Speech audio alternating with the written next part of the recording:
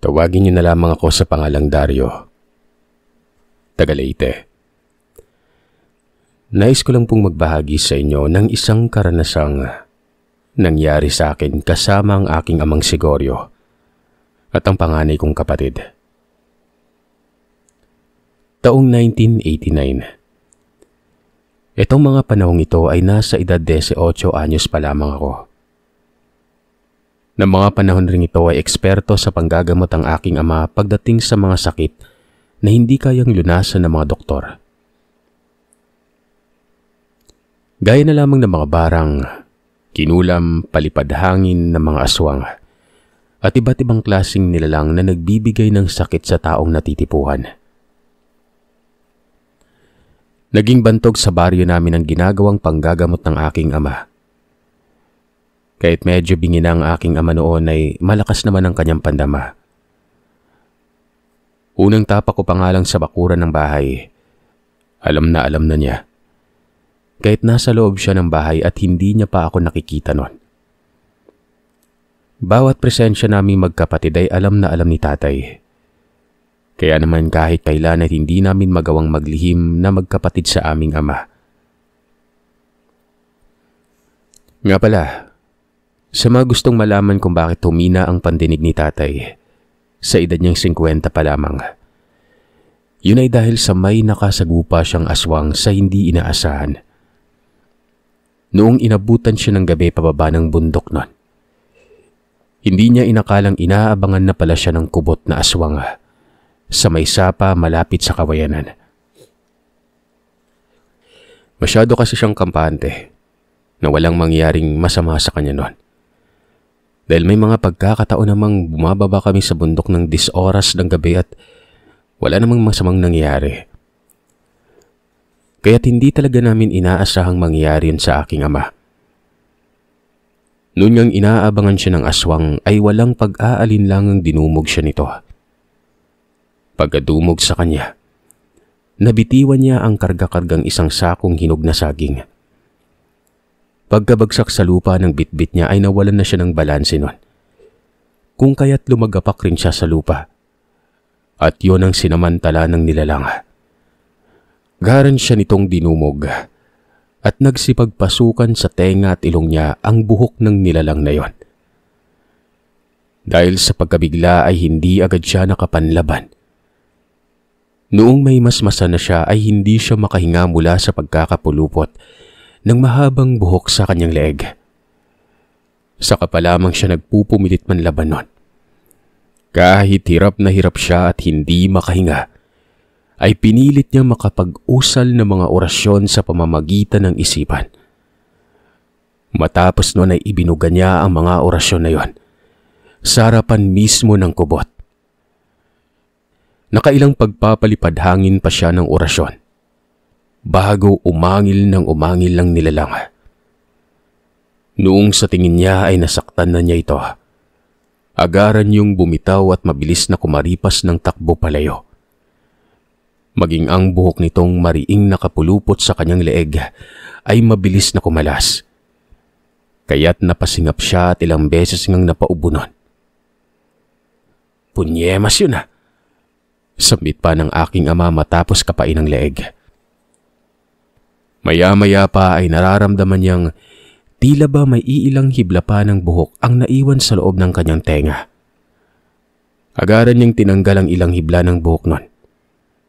Matapos niyang tanggalin, ay may nahawakan siyang ilang pirasong hibla na naiwan mismo sa loob ng kanyang tenga. Nung matitigan niya ang buhok na nasa kamay, ay hindi niya napigilan ang panlalaki ng mga mata. Sa kadahilanang nakita niya ang ilang hibla ng buhok na tila ba naging isa yung balahibo ng pusa.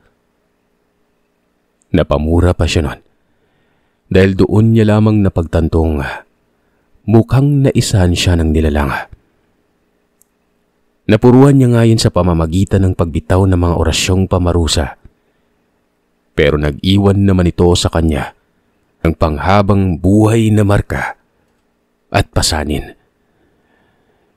Sa paglipas nga ng mga araw ay unti-unti na nanghina ang pandinig ng aking ama. Kahit anong gawin niyang pag-usal ng mga orasyon o pagriritual, maalis lamang ang sumpang ibinaon sa kanya ng nilalang sa pamamagitan ng paglagay ng ilang hibla ng buhok sa kanyang tenga noon. Hindi na yon matanggal-tanggal pa. Nilapitan niya na rin ang ibang mga kakilala niyang albularyo. Pero wala pa rin. Bigo pa rin siyang matanggal ang sumpa ng kubot na aswang. Hanggang sa sumuko na nga siya at tinanggap na lamang ang pangyayari. Itinuon niya na lamang ang buong atensyon sa panggagamot. Dahil sa itinuon niya ang atensyon, ay naging bantog na nga siya manggagamot. Hindi lamang sa baryo namin, kundi maging sa mga karatig lugar. Halos lahat ng karamihang may sakit na hindi kayang lunasan, sa ama ko lumalapit ang mga panahon na yon. Nagbibigay rin ito ng mga pampaswerte sa buhay at pangontra, sa taong karapat dapat bigyan at sa mga taong gumagawa ng mabuti sa kapwa.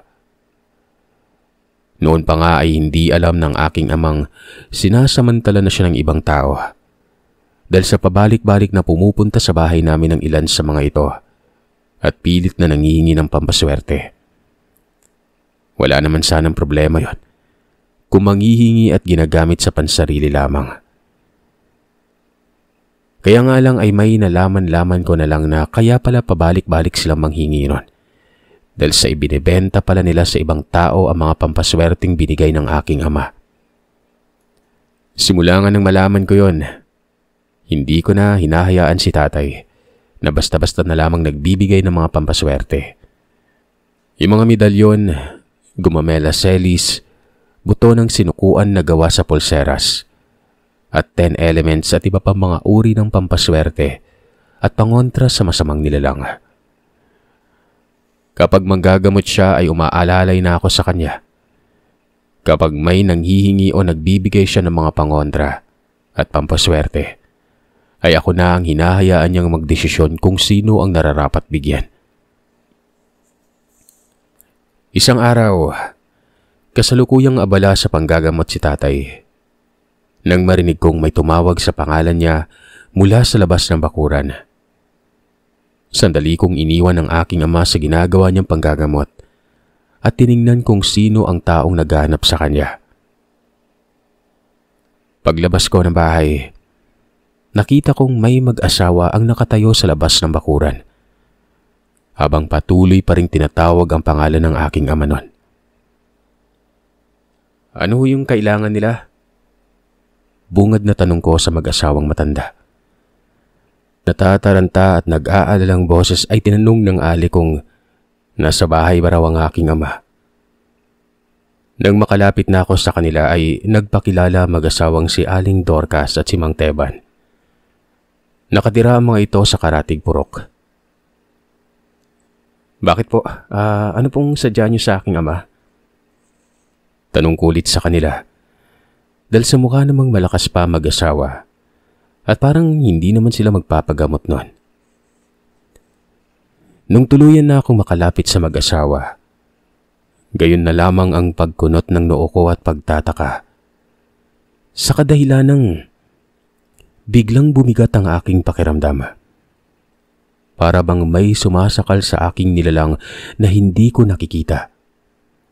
Kaya't sandali akong napaatras at tinapik ng ilang beses ang aking dibdib nun para makahinga ako ng maluwag. Kasalukuyang inaalam ko na rin ang panggagamot ng mga panahon na yon. Pinasok ko ang larangan sa panggagamot at dahan-dahan yung pinag-aaralan. Sa kadahilanang nagagalak ang puso ko sa tuwing nakikita kong may natutulungan ako at naililigtas ng mga taong may sakit. Lalong-lalo na kapag ginagawa yun ng aking ama na hindi kayang gamutin ng mga doktor. Kaya nga nakaugalian ko na ang sumasama palagi sa aking ama. Sa tuwing may ginagamot siyang pasyenteng ginagambala ng mga masasamang espiritu, kinulam, barang o kaya ay inaswang.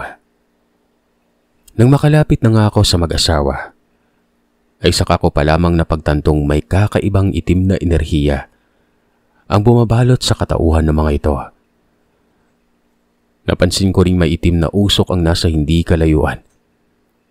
para bang korting bulto yun ng isang tao. Nakaharap yon sa gawin ng mag-asawa. Batid kong galing sa masamang nilalang ang presensya na nararamdaman ko sa dalawa. Iho, pasabi naman sa ama mo, kung maaari ko bang ipagamot sa kanya yung anak ko ngayong araw din? Pakiusap ng matandang si Mang Teban. Humingi ako ng pasensya sa mag-asawa dahil kasalukuyan pang may ginagamot ang aking ama at ang panganay kong kapatid. Kaya't hindi nila magagamot ang anak na mag-asawa kaagad. Nakikiusap ang dalawang pakiusapan kung umano ang aking amang gamutin ang anak nila dahil nasa malubhang kalagayan na umano ito. Kaya hindi umano nila nadala ang may sakit dahil dumadaing na yon sa tuwing na igagalaw ang katawan. Ilang araw nang nakaratay sa higaan ng kanilang anak, kung kaya't sana ay pakiusapan ko ang aking ama. Maawa na kayo sa amin, iho. Kausapin mo yung tatay mo na gamutin ang anak namin. Kailangan talaga namin ngayon ng tulong niya. Maluwalo ang pakiusap ng matandang lalaki sa akin nun. Nabag naman ang kalooban ko sa mag-asawa.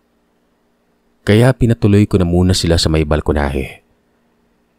Pero bago sila pumasok sa bakuran ng bahay, nag-usal na muna ako ng pangsabulag at panlinlang. Nang sa ganon ay aakalain ng itim na nilalang na nasa labas pa rin ng bakuran ng mag-asawa. Hindi nito makikita ang pagpasok ng mag-asawa sa bakuran ng bahay namin. Dito na muna kayo sa balkonahe at susubukan kong pakiusapan si tatay kung pwede niya bang gamutin ang anak niyo, Aling Dorcas. Wika ko sa matandang babae. Maraming salamat. Maraming salamat talaga, iho. Maluwa-luwa pa ring wika ng matanda. Hindi maikakaila sa mag-asawa ang pag-asang nararamdaman ng sabihin ko yon. Kaagad na akong bumalik sa loob ng bahay. Nilapitan ng aking amay. Sa mahinang boses ay sinabi ko sa kanya kung ano ang kailangan ng mag-asawang yon. Pasensya ka na po, tay. Hindi ko kasi matanggihan yung mag-asawa . Naawa ako sa kanila. Wika ko sa aking ama. Tumango lamang ang aking ama bago nagwikang titingnan niya kung matatapos niyang gamutin ang pasyente. Maaari niyang punta ng bahay na mag-asawang sinasabi ko. Mas mabuti pa pong kausapin niyo sila, tay. Nasa may balkonahe sila naghihintay kung ano ang magiging tugon mo sa pakiusap nila. Suwestyon ko. Sige, sandali lang. Harapin ko muna sila. Ituloy niyo na muna ng kapatid mo tong ginagawa kong panggagamot. Aniya. At inabot sa akin ang mga halamang dahong ilalagay sa nagnanaknak na sugat ng pasyente. Habang kinakausap nga ni tatay ang mag-asawa, kaming dalawa na ng kapatid ko ang nagpatuloy sa natigil nitong panggagamot ng panandalian. Makalipas ang ilang minutong pag-uusap, ay iniwan ni tatay ang mag-asawa sa balkonahe. Tay, kamusta po? Anong sinabi niyo doon sa mag-asawa? Tanong ko sa aking ama nang makalapit na siya sa akin. Pinauna ko na yung mag-asawa. Pupunta na lang tayo sa bahay nila mamayang hapon. Sa ngayon ay tapusin na muna natin itong ginagawang panggagamot para wala na tayong ibang isipin pa. Sige po, tay. Nang araw ngang yun ay pinagtulungan naming gamutin ang taong binarang ng kaaway nitong dating katsismisan. Hapon na nang matapos naming gamutin yon. Dahil sa kailangan pang magpahinga at mag-ipon ng lakas ang babaeng binarang. Kaya't nagpaiwan ng panganay kong kapatid. Siya na umano ang magbabantay sa taong ginamot namin.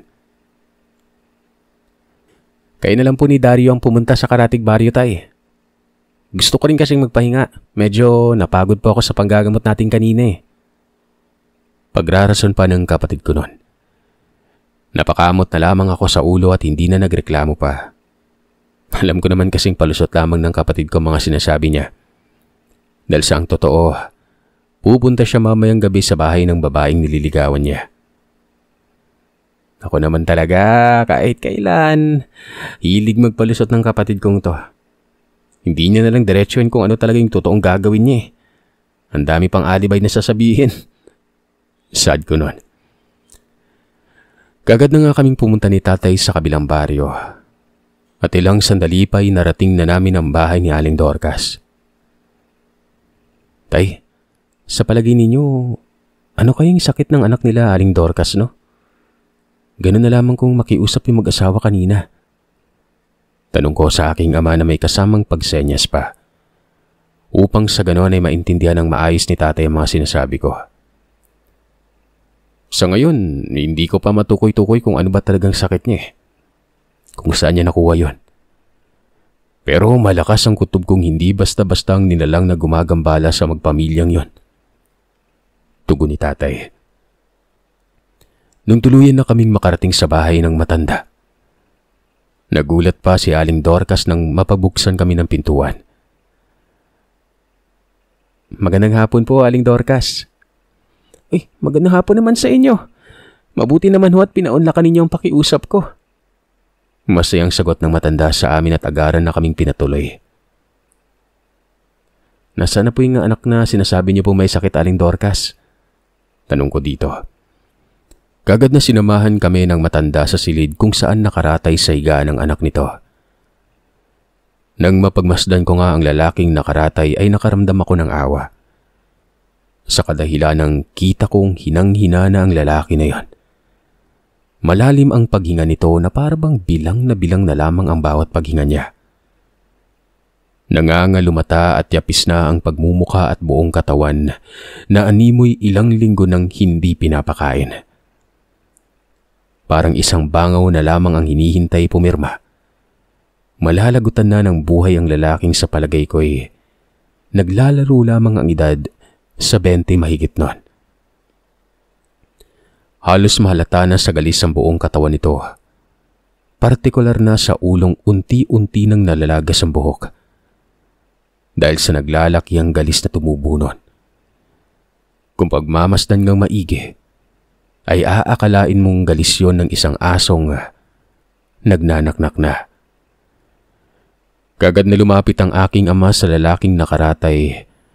Hinawakan ito't sinuri nun. Habang mabusisi niyang pinupulsuhan at sinusuri ito, ay panay naman ang pagpapakawala ko ng orasyong pangsabulag. Hindi maganda yung nakikita ko sa lalaking ito Mukhang balak talaga itong patay ng aswang na may kaalaman pagdating sa pangungulam. Bulalas ng aking ama matapos niyang suriin ang lalaki. Kulam? Pero sino naman yung kumulam sa anak namin? Tanong ni Aling Dorcas. Hindi ko pa alam. Hindi ko pa kasi matukoy umalaman kung sino yung aswang na yon Pero hayaan nyo. Sa oras na matukoy ko kung sino yon, sisiguraduhin nating malalagot yon.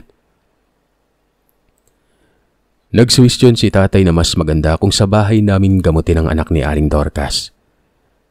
Mas ligtas ito gawa ng puno ng pangontra ang bahay namin nun. Hindi agad-agad mapapasok ng mga masasamang nilalang ang bahay. Kaya mas mainam na doon na lang gawin ang ritual sa panggagamot nito. Sumang-ayon naman ang mag-asawang matanda. Kaya nga lang ay hindi nila alam kung paanong buhatin ang anak nila. Dahil natatakot silang baka bigla na lamang kumalas ang buto nito.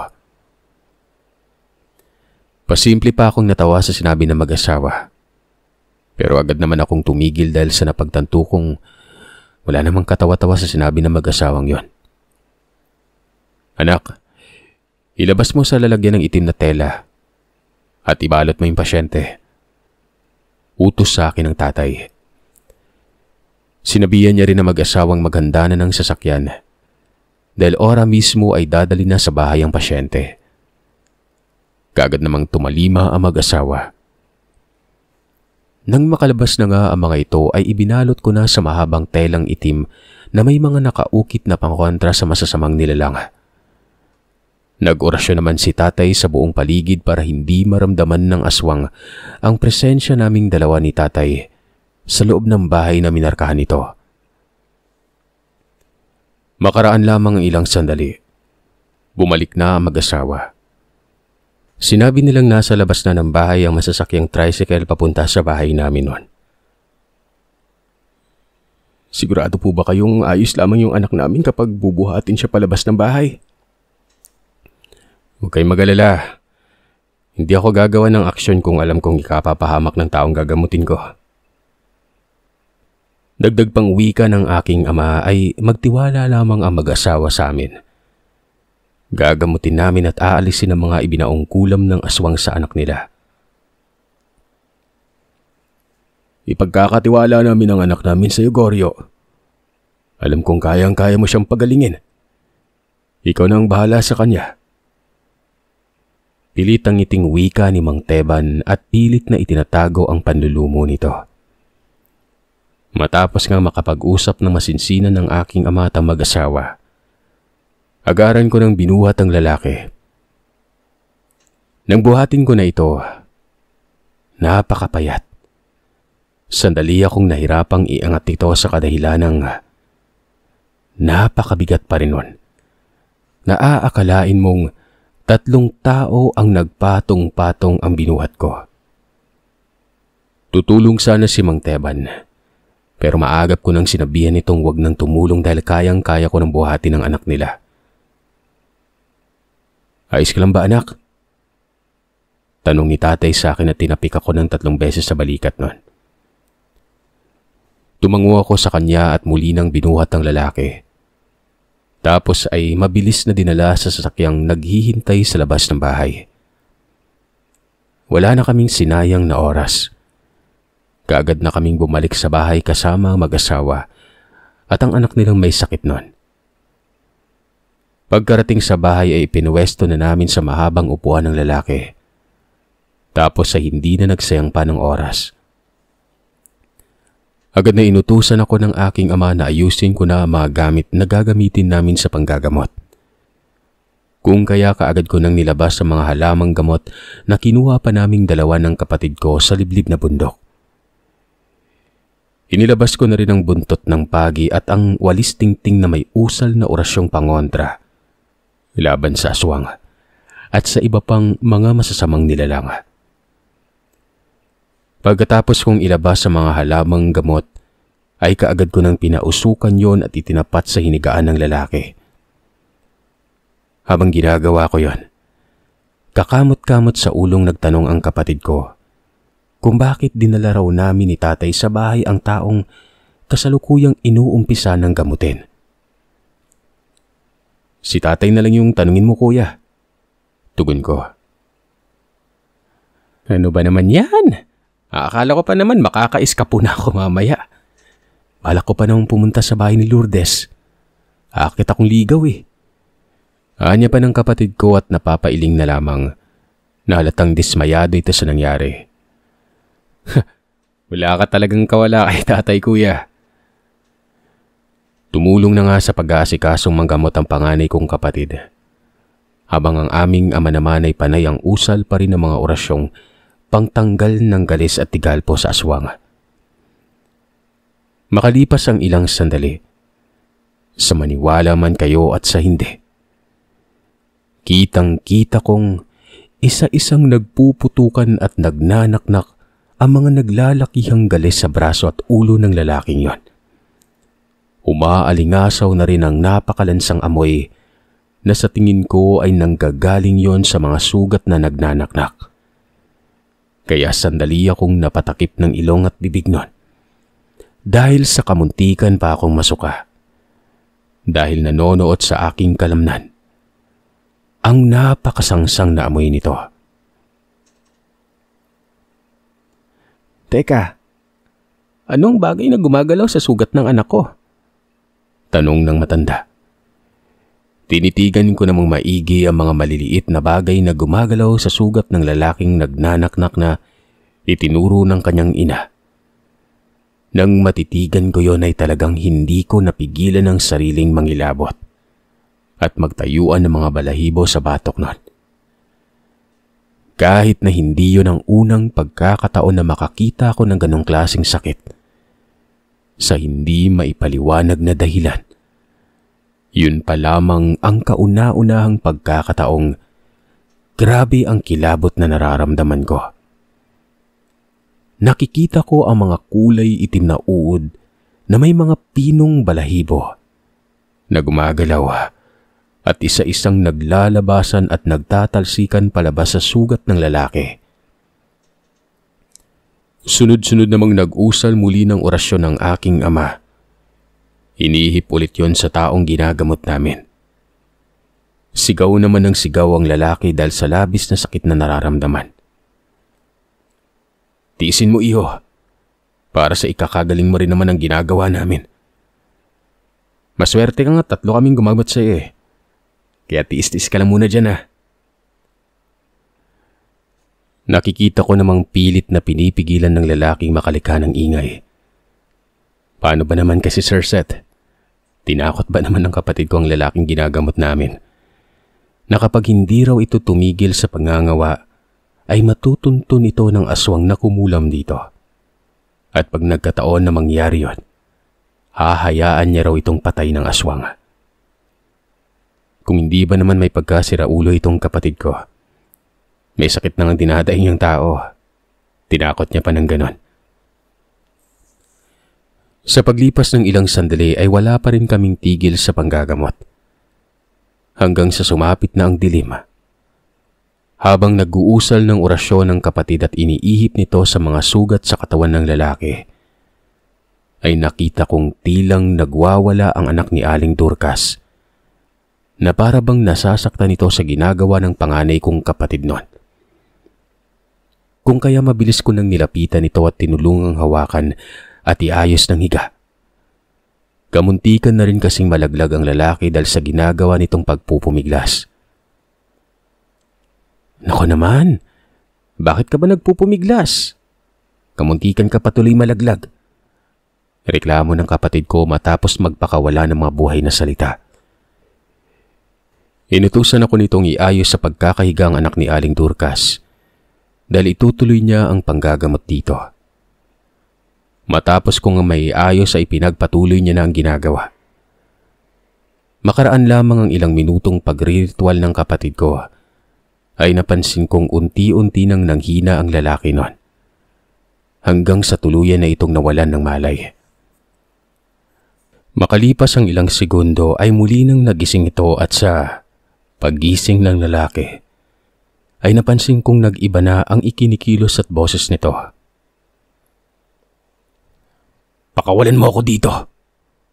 Napakapakialamero mong hayop ka. Papatayin kita. Isa ka lang baguhang albularyo, kaya humanda ka sa akin sa oras na makawala ako dito sa katawan na to. Nagsusumigaw na wika ng boses ng matandang lalaki nun, na nasa katawan ng anak ni Aling Dorcas. Walang hiya ka. Akala mo hindi kita mahuhuli?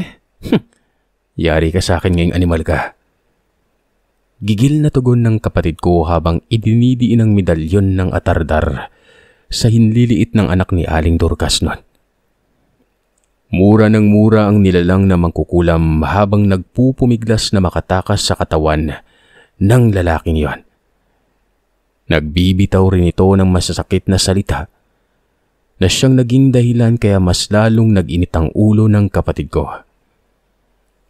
Abay, wala ang hiya ka nga naman talaga, oo. Ang lakas ng loob mong murahin ako .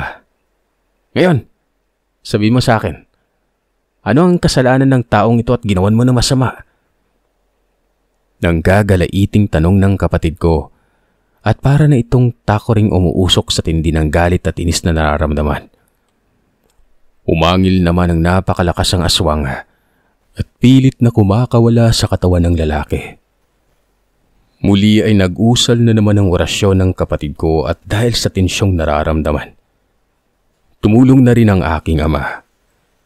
Dalawa silang nagpapakawala ng orasyon para hindi makalas ng aswang na mangkukulam ang kaluluwa nito sa katawan ng taong sinapian. Dahil sa totoo lang mga kagiliw, napakalakas ng nakalaban nila nun na may kaalaman pagdating sa pangungulam. Kaya kailangang pagtulungan nila ito. Ano? Sasagot ka o papatay na lang kita? Nang sa ganon hindi ka na makapaminsala pa ng mga inosenteng taong walang kalaban-laban. At hindi ka na pamarisan pa ng iba mong kalahi. Sambit ni tatay.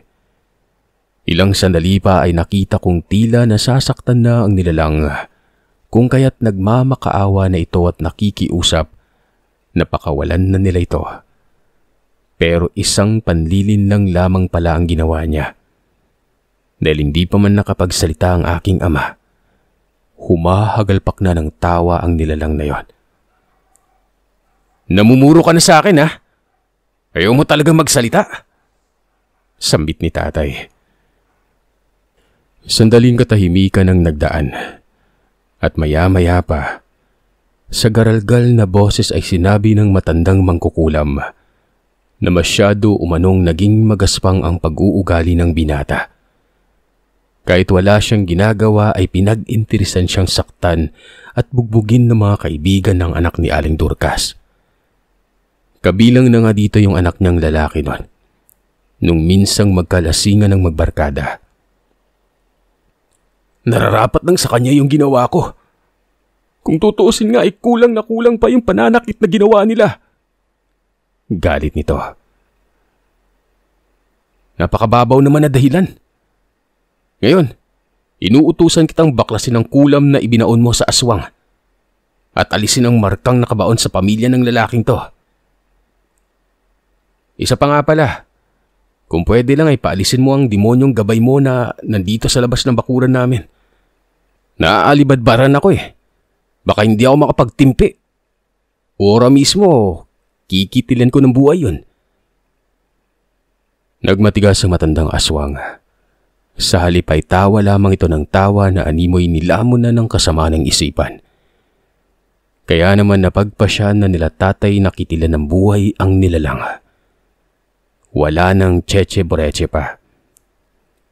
Pero bago pa man sila makapag-usal ng pangkitil ng buhay ng mangkukulam na yon, ay bigla na lamang nakatakas ang kaluluwa ng aswang. Kumalas yun sa katawan ng lalaki. Anak nang, nakawala pa. Mabilis na nag-usal muli ng orasyong pambalik ng kaluluwa ang aking ama at tinawag ang buong pangalan ng lalaking ginagamot nila. Hindi naman nagtagal ay muling bumalik sa katawan ng kaluluwa ng anak ni Aling Dorcas. Pagkagising nito ay may mga gamutan pang ginawa ang aking ama at ang kapatid ko. Dahil sa nakawala na nga ang aswang ay sila na ang nagbaklas ng kulam na ibinaon. Matapos ang gamutan, sinama ako ng aking ama at kapatid ko papunta sa bahay ng kung sinong nilalang na yon. Kanina ro kasi, habang nakikipagdiskusyon sila sa aswang, ay palihim ng inaalam ng gabay ni tatay ang tahanan ng nilalang na yon. Makalipas ang ilang sandali ay tuluyan na naming narating ang bahay ng aswang na nasa paanan ng bukid naninirahan. Napansin kong may kadiliman ng bahagya ang bahay nito. May munting liwanag lamang akong nakikita mula sa siwang ng pintuan. Pagkalapit pa lang namin sa bakuran ay may nakita akong nakatuwad na asong kulay itim sa may bakuran malapit mismo sa bahay ng matandang yon. Nagbabaga ang mga mata nito sa dilim habang umaangil. Inilawan namin yon. Dahan-dahang nilapitan ng asong nakatuwad habang hawak ng aking ama ang walis tingting at ako naman ay buntot ng pagi. Mahaba ang likurang bahagi ng aso at ang harapan naman ay maiksi lang. May nalanghap na rin akong mabahong amoy na parabang basurang matagal nang nabubulok at amoy imbornal. Pagkalapit namin ay nagulat na lamang ako nang bigla kaming sunggaban ng alaga ng nilalang na yon, na isang sigbin. Kung kaya't mabilis namang hinataw ng aking ama ng hawak niyang walis tingting, ang asong nagbabaga ang mga matang kulay pula. Umangil ng napakalakas ang aso na parabang nasaktan ito. Mabilis na inutusan ako ng aking ama na hatawin ko ng hatawin ng buntot pagi ang alaga ng aswang na yon. Huwag ko umanong tigilan hanggat hindi mangingisay-ngisay yon. Kagad namang tumulong ang kapatid ko. Pinagtulungan naming hambalusin ang nilalang. Nung napuruhan na namin ang sigbin, ay nakita namin kung paanong mangisa ito sa lupa ng panandaligan. Bago yung paika-ikang bumangon hanggang sa mabilis ng kumaripas ng takbo palayo. Hindi na namin hinabol pa yon.